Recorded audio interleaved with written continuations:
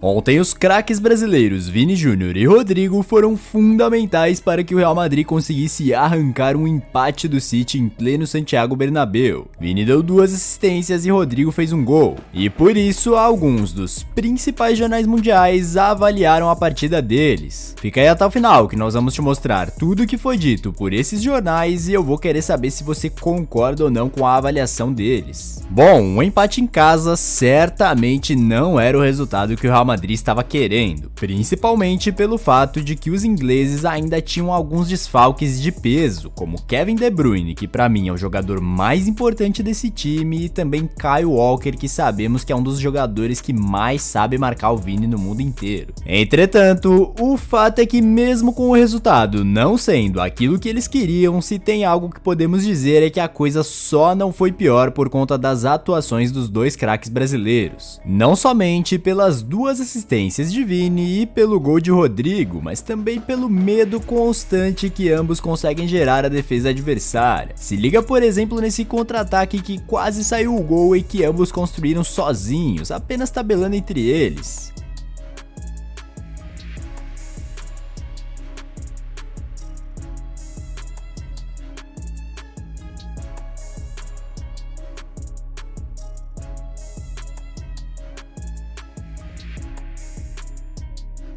E no vídeo de ontem eu falei que o Vini atingiu simplesmente o mesmo número de assistências que o Messi em mata-mata de Champions, mas um número interessante do Rodrigo também é que ele é o brasileiro com mais gols pelo Real Madrid na história da Champions League. Em 48 jogos e desses 48 apenas 29 como titular, o Raio marcou 19 gols e deu 10 assistências. Depois do que ele fez contra o Chelsea e contra o City em 2022, sem dúvidas podemos dizer que o jogo grande é com ele mesmo.